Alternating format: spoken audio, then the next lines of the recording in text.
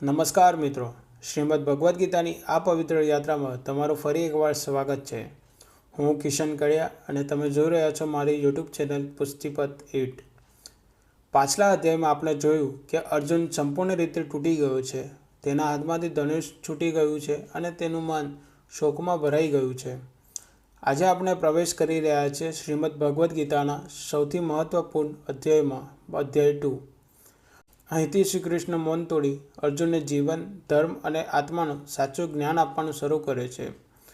ચાલો મિત્રો, હવે ધ્યાનથી સાંભળીએ અધ્યાય 2ના શ્લોક 1-10.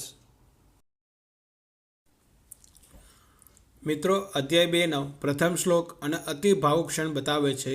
અર્જુન રથ પર બેસી ગયો છે, આંખોમાં આંસુ છે, હૃદય દુઃખથી ભરેલું છે અને મન સંપૂર્ણ ગૂંચવણમાં છે. આ સ્થિતિ જોઈને શ્રી કૃષ્ણ અર્જુન તરફ જુએ છે અને પ્રથમ વખત બોલે છે. શ્રી કૃષ્ણ કહે છે કે અર્જુન, આ સમય પર તારા મનમાં આવી નબળાઈ કેમ આવી? આ વિચાર મહાન પુરુષોને સોંપતા નથી. આ તો તને સ્વર્ગ તરફ નહીં પરંતુ અપમાન તરફ લઈ જશે. પછી કૃષ્ણ સ્પષ્ટ શબ્દોમાં કહે છે, આ નબળાઈ છોડી દે. હૃદયમાં ડર રાખવો ક્યારેય ક્ષત્રિય માટે યોગ્ય નથી. અર્જુન શ્રી કૃષ્ણને જવાબ આપે છે, હે કૃષ્ણ, હું ભીષ્મ પિતામહ અને દ્રોણાચાર્ય જેવા ગુરુઓ સામે કેવી રીતે શસ્ત્રો ઉઠાવી શકું? આવા પૂજનીય લોકો સામે લડવાથી મને જીવનમાં સુખ મળવાનું જ નથી.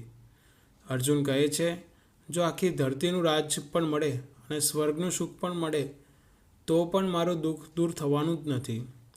અહીં પછી અર્જુન સ્વીકારી લે છે, હું સમજતો નથી કે શું કરવું યોગ્ય છે. મારું મન ગૂંચવાયેલું છે. હું તમારો શિષ્ય છું. કૃપા કરીને મને સાચો માર્ગ બતાવો. આ શ્લોકમાં એક અત્યંત મહત્વપૂર્ણ ક્ષણ આવે છે. અર્જુન પોતાનું અહંકાર છોડે છે અને શ્રી કૃષ્ણને ગુરુ સ્વીકારી લે છે. અંતે અર્જુન કહે છે, હું યુદ્ધ નહીં લડી શકું અને પછી મૌન થઈ જાય છે.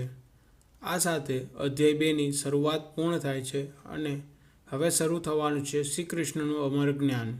મિત્રો, આ હતા શ્રીમદ ભગવદ્ ગીતા અધ્યાય 2ના શ્લોક 1-10.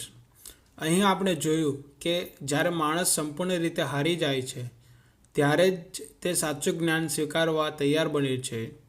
અર્જુન હવે માત્ર યોદ્ધા નથી, તે એક શિષ્ય બની ગયો છે અને શ્રી કૃષ્ણ હવે માત્ર મિત્ર નથી, તે ગુરુ બની ગયા છે. આગળના શ્લોકમાં શ્રી કૃષ્ણ આત્મા, શરીર અને કર્મનું અત્યંત ઊંડું રહસ્ય સમજાવશે. જો તમે નેક્સ્ટ એપિસોડ જોવા માંગતા હોય તો કમેન્ટમાં નેક્સ્ટ એપિસોડ લખવાનું ભૂલતા નહીં. વિડીયો ગમ્યો હોય તો લાઈક કરજો અને તમારા મિત્રો અને પરિવાર સાથે શેર કરજો અને ચેનલને સબસ્ક્રાઈબ કરવાનું ભૂલશો નહીં. આપ સૌનો ખૂબ ખૂબ આભાર. જય શ્રી કૃષ્ણ.